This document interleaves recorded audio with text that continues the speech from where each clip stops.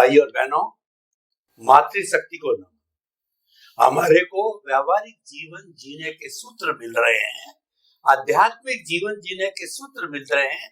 और बहुत बड़ा कोई साधक व्यक्ति है, चिंतनशील व्यक्ति है, मुमुक्षु व्यक्ति है, तो उसको भी मुक्ति का मार्ग मिल रहा है।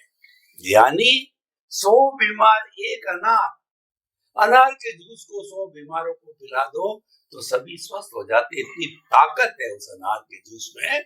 सनातन सत्य में भी वही ताकत है कि वो हर वर्ग, हर मानसिकता के व्यक्ति को जो है झेलता है और उसके अनुरूप जो है उसको रास्ता बताता है। लेकिन सनातन सत्य मिलता कब है, ये मुख्य बात है। सनातन सत्य को देने वाले ज्ञानी पुरुष होने चाहिए।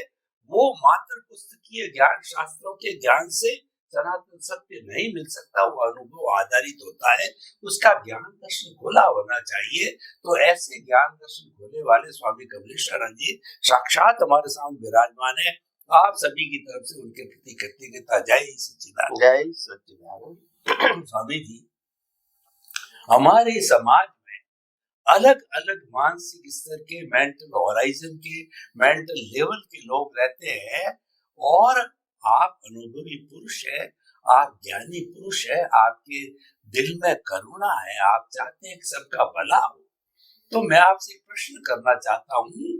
गांव का आदिवासी व्यक्ति, जहां पर की वर्तमान का विज्ञान नहीं पहुंचा है, बिजली सड़क पानी भी नहीं पहुंचा है, और वो बेचारे आदिवासी का जीवन जीते, उनके बीच के अंदर हम जाएं या उनका कोई प्रतिनिधि मंडल आवे और वो आपके सामने सत्संग करना चाहे, तो आप क्या रास्ता उनको बताओगे? उनके पास में वो तो अनपढ़ है, अज्ञानी है, आदिवासी है, तो उनको आप कोई ऐसा रास्ता बताओ कि सहज सरल सुगम उनको प्राप्त हो रहा और वो उनकी पकड़ में आ जाए।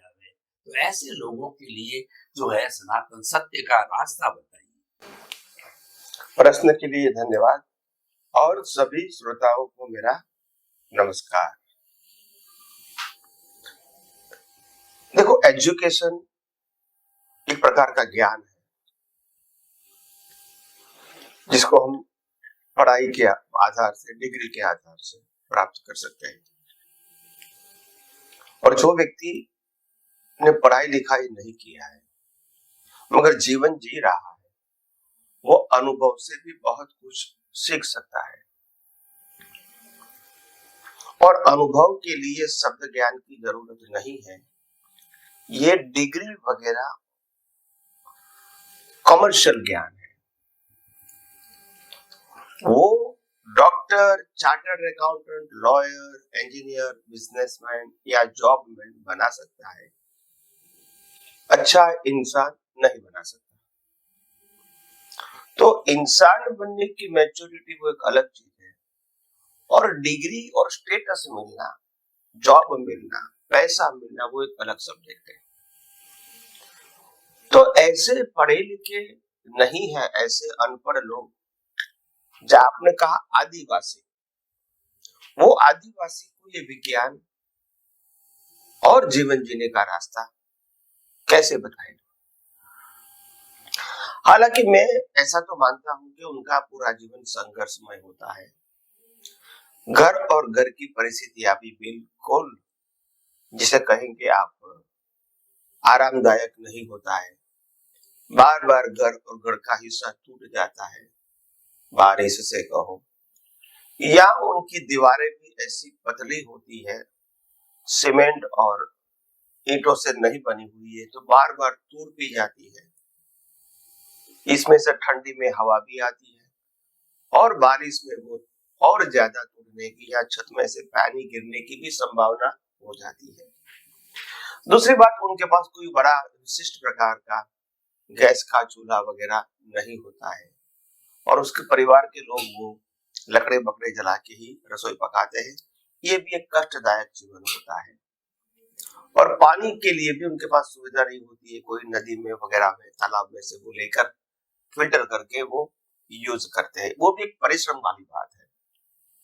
तो इस प्रकार की परिस्थिति परिश्रम वाले जीवन जीने वाले और उसके बाद में पत्नी, माँ बाप को और बच्चे को संभालना, ऐसी परिस्थितियों में भी ये कोई साधारण बात नहीं है। अपने आप संघर्षमय जीवन से उनको बहुत कुछ सीख मिलती है। मगर ऐसे लोग जो होते हैं उसमें ज्यादातर ऐसा हो जाता है, क्योंकि जब उसपे मोह सवार हो जाता है और परिस्थितियों को कंपैरिजन के आधार से सहन नहीं कर पाता है, तो वो भी नशे की लात में चल जाता है। क्योंकि जीवन तो जीना है, मगर सामने जो परिस्थिति है वो सहन नहीं होती है। पैसे की वजह से कहो, कार्य की क्षमता की वजह से कहो, इतना भारी हो जाता है कि परिवार के लोगों के लिए खाना भी मैं नहीं दे सकता हूँ, कपड़े भी नहीं दे सकता हूँ मैं रेगुलरली, मकान भी अच्छा सुविधा वाला नहीं दे सकता हूँ, नेसेसिटी वाला, पढ़ाई भी नहीं करवा सकता हूँ, और उसके अलावा भी मेरे को 8-10 घंटा काम जॉब पे भी करना है पैसे कमाने के लिए, और घर में भी करना है। तो जब मेरी सहन शक्ति से बाहर हो जाता है परिस्थितियां, तो क्या तो व्यक्ति धर्म के मार्ग पे, भक्ति के मार्ग पे चले जाते, भले वो जो भी ज्ञान है, या तो फिर वो व्यसन के मार्ग पे चले जाते। भूलना तो है, समय तो पास करना ही है। तो ये दो हो सकता है परिस्थितियां, उसमें से हम आध्यात्म के आधार से उसको मार्ग बताना चाहे सरल भाषा में, तो हम यही कहेंगे उसको कि आपको अवस्था जो आती है और जाती है,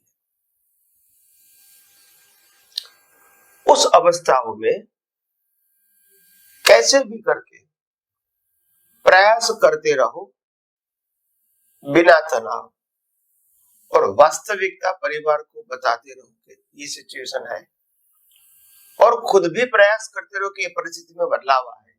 प्रयास भी करो और वास्तविकता बदलो, और थोड़ा धीरज से काम करो, या कोई बाह्य स्पीड या गुस्सा कोई काम में नहीं आएगा।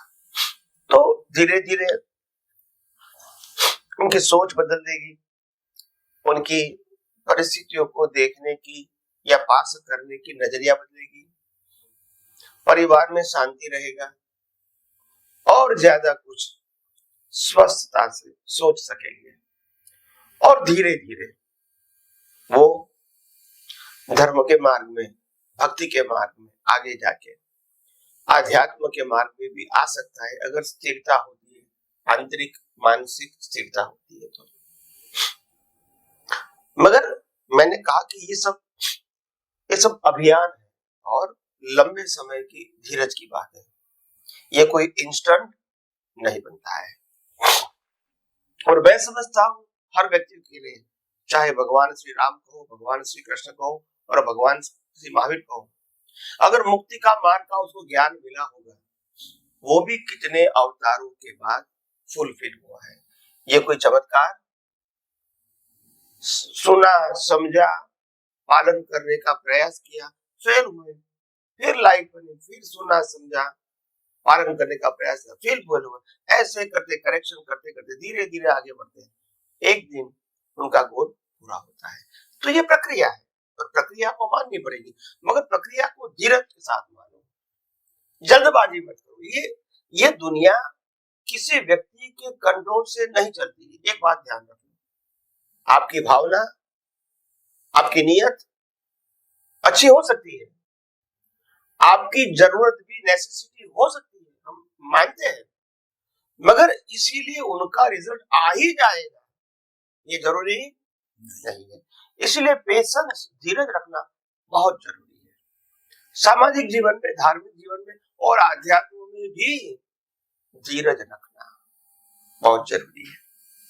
और बाह्य परिस्थितियों में वेट एंड वॉच, हमारी मर्जी से संजोग नहीं बनते हैं।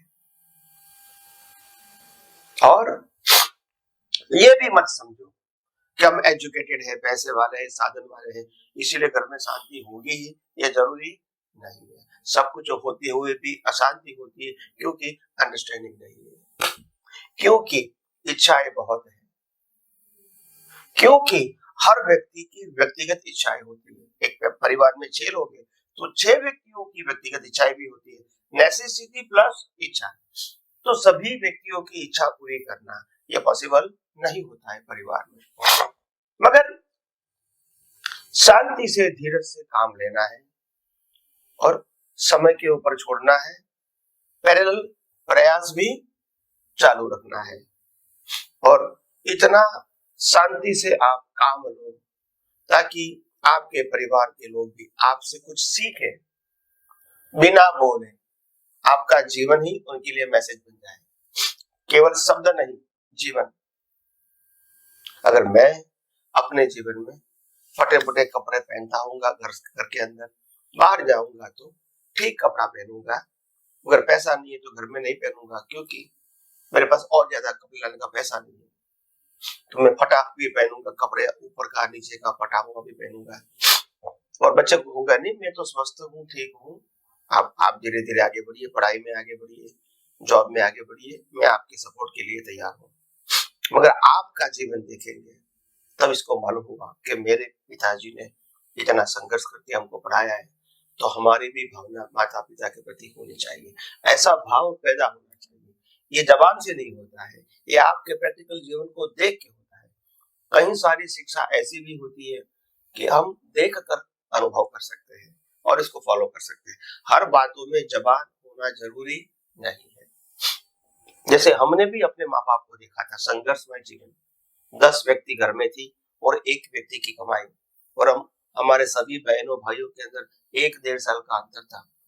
तो इतने लोगों का कपड़ा, 100 रुपया की कमाई, 10 लोगों का खाना, उसमें सब कुछ प्रोवाइड करना, ये इजी नहीं था।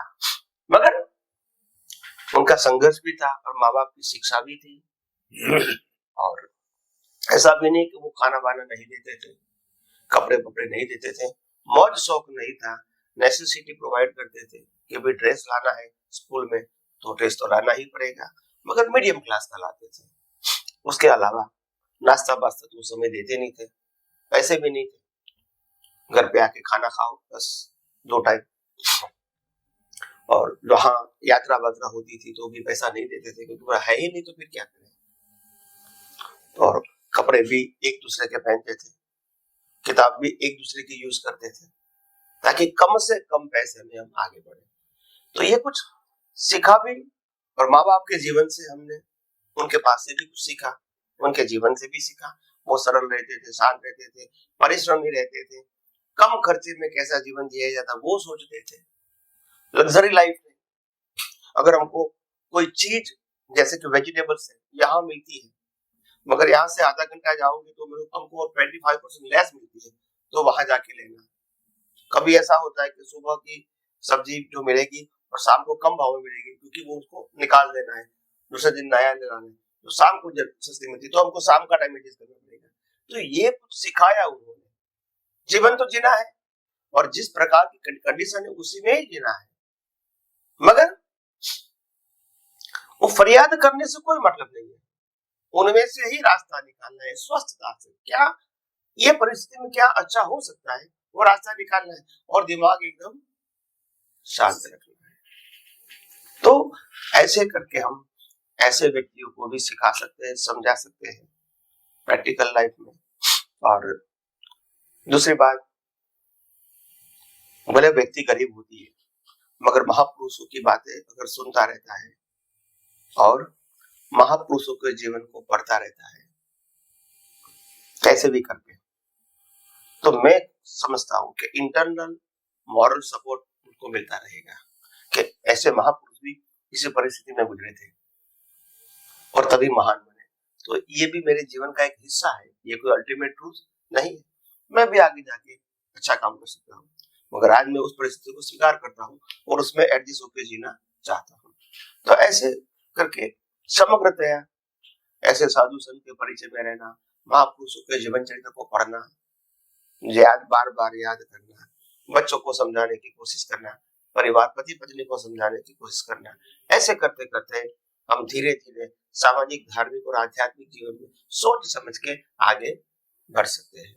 स्वामी जी आपका बहुत बहुत धन्यवाद। आपने ये बताया कि जो कम पढ़ा लिखा, अनपढ़, आदिवासी और कम साधना वाला व्यक्ति है उसको भी अच्छा जीवन जीने के सूत्र सनातन सत्य दे सकता। वो सूत्र ये है कि जो कुछ सुबह से शाम उसके साथ घटित हो रहा है, कैसी भी परिस्थितियां, खाने को नहीं है, कम है, ज्यादा है, साधन नहीं है, तो उसको सोचना चाहिए यह भी चला जाएगा, ये जाने के लिए आया है। मेरा सुख जा रहा है, मेरा दुख जा रहा है, ये तो हर एक समझ सकता है। सुख दुख को तो हर जीवित प्राणी समझता है। यह भी चला जाएगा, यह भी चला जाएगा। ऐसी ट्रेनिंग देंगे तो ट्रेनिंग देते देते वो उसमें धैर्य की भावना पैदा होगी, सहनशीलता की भावना, तो उसके जीवन से उसके परिवार के दूसरे सदस्य ऑटोमेटिकली समाधान पाएंगे। और जब ये स्थिति आती है, ये क्या है, ये कुदरती रचना देखने का एक, कहना चाहिए कि प्रैक्टिस है, पुरुषार्थ है। और दूसरा उसमें मोटे मोटे तौर पे ये धार्मिक जो है हम संस्कार देख सकते हैं कि देखिए भगवान होता है, ईश्वर होता है, और ईश्वर सर्वगुण संपन्न होता है। वो सबके दुखों को दूर करता है, मेरे दुखों को भी दूर करेगा।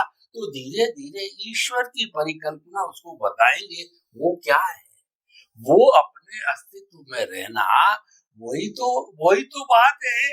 तो हम उसको उसके प्रकार से, चीज वही है, सिद्धांत वही है, लेकिन उसका लेवल कैसा है, उस लेवल से उसको समझाते समझाते, ट्रेनिंग देते देते पारंगत कर सकते हैं। स्वामी जी आपका बहुत बहुत धन्यवाद, आपके प्रति कृतज्ञता। स्वामी जी देखिए कि अभी हमने तो बात कही कि जो लोग बेचारे बहुत कम पढ़े लिखे लोग हैं, उनमें तो परिवर्तन लाना ज्यादा सरल है।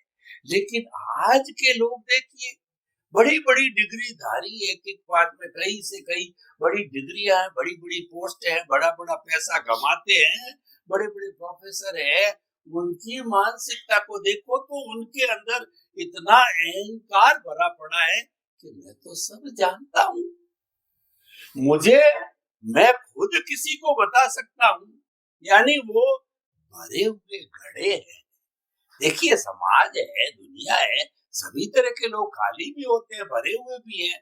तो उन भरे हुए घड़ों के अंदर किस तरीके से हम सनातन सत्य, ये दूसरा रूप है उसका। एक बॉटम हमने देखा, ये टॉप वाला लेवल है, उनमें भी हमको सनातन सत्य पैदा करना है, अपने अनुभव को पहुंचाना है, क्योंकि हमारा लक्ष्य है अल्टीमेट रियलिटी को बताना। तो ऐसे लोगों तक जो है हम कैसे सनातन सत्य पहुंचावे, उनको कुदरत के कानून के बारे में बतावे, कृपया वो भी मार्गदर्शन दीजिए। प्रश्न के लिए धन्यवाद। देखो, पढ़े लिखे लोगों के पास व्यवहारिक ज्ञान तो होता है, पर पैसा कमाना, पैसा का यूज करना, फैसिलिटीज प्राप्त करना, ये भी ज्ञान उनको होता है। मगर पैसे वाले व्यक्ति या पढ़ाई लिखाई वाले व्यक्ति या डिग्री वाले व्यक्ति या स्टेटस वाले व्यक्ति की कमी क्या होती है? ईगो, अहंकार। और ये अहंकार बीच में आ जाता है और अहंकार सब कुछ बिगाड़ देता है। तो अगर वो अहंकार को धीरे धीरे करके माइनस कर सकते हैं, इरेज कर सकते हैं, तो मैं समझता हूँ उसको आगे जाने का एक रास्ता मिलेगा और आगे आगे उनको समझ भी खुलती रहेगी। जैसे जैसे हम आगे जाएंगे तो और भी बातें। स्वामी जी आपका बहुत बहुत धन्यवाद। आपने घाघर में सागर भरा। ऐसे लोगों को जो कि बहुत ज्यादा पढ़ा लिखे अहंकारी है, उनका अहंकार धीरे धीरे धीरे लेवल नीचे लाओगे तो वो भरा हुआ घड़ा खाली होता जाएगा, क्यों अहंकार से भरा हुआ है। बहुत अच्छा समाधान शॉर्ट एंड स्वीट में दिया। आपके प्रति धन्यवाद करते। जय सच्चिदानंद। जय सच्चिदानंद।